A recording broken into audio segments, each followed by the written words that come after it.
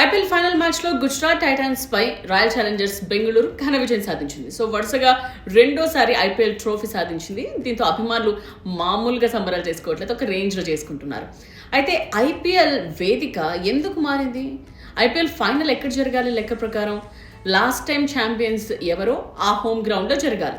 But బెంగళూరులో కాకుండా అహ్మదాబాద్కి ఎందుకు షిఫ్ట్ చేశారు? ఒకవేళ ఇక్కడే జరుగునుంటే కనుక ఇంకా ఆనందం డబల్ అయ్యేది కదా. సో ఫైనల్ మ్యాచ్ బెంగళూరులో జరగాల్సినప్పటికీ కూడా కొన్ని రీజన్స్ తోటి మ్యాచ్ ను అహ్మదాబాద్ కు షిఫ్ట్ చేశారు. సో ఆర్సీబీ అభిమానులకు అన్యాయం జరిగింది అంటూ డీకే శివకుమార్ చెప్తున్నారు. ఐపీఎల్ 2026 ఫైనల్ మ్యాచ్ బెంగళూరు నుండి అహ్మదాబాద్ కు ఎందుకు మారింది, ఎందుకు మార్చారు? బీసీసీఐ నిర్ణయం తీసుకోవడానికి రీజన్ ఏంటి? సో బీసీసీఐ ఇదే అంశంపై మే 6న ఫైనల్ మ్యాచ్ గ్రౌండ్ మార్పుల గురించి ఒక క్లారిటీ ఇచ్చింది. సో ఫస్ట్ బెంగళూరునే ఫైనల్ మ్యాచ్ గ్రౌండ్గా అనుకున్నారు. బట్ లోకల్ అసోసియేషన్ అలాగే అధికారుల నుండి వచ్చిన కొన్ని డిమాండ్స్ బీసీసీఐ గైడ్ లైన్స్కు విరుద్ధంగా ఉన్నాయని చెప్తున్నారు.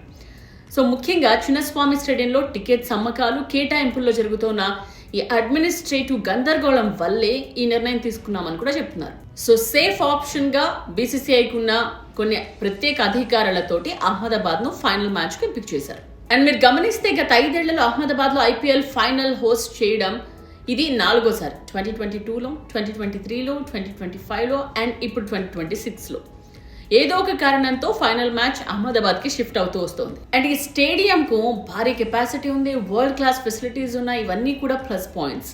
సో లెక్క ప్రకారం బెంగళూరులో జరగాల్సిన ఈ ఫైనల్ మ్యాచ్ని మాత్రం లాజిస్టిక్స్ అని, సెక్యూరిటీ రీజన్స్ అని ఈ సంప్రదాయాన్ని పక్కన పెట్టారు. సో ఏదైతేనే ఆర్సీబీ మళ్ళీ కప్పు గెలిచింది. సో ఈ ఒక్క చిన్న వెలితి ఉన్నప్పటికీ కూడా అభిమానులు పండగ చేసుకుంటున్నారు ఈ గెలుపుతో.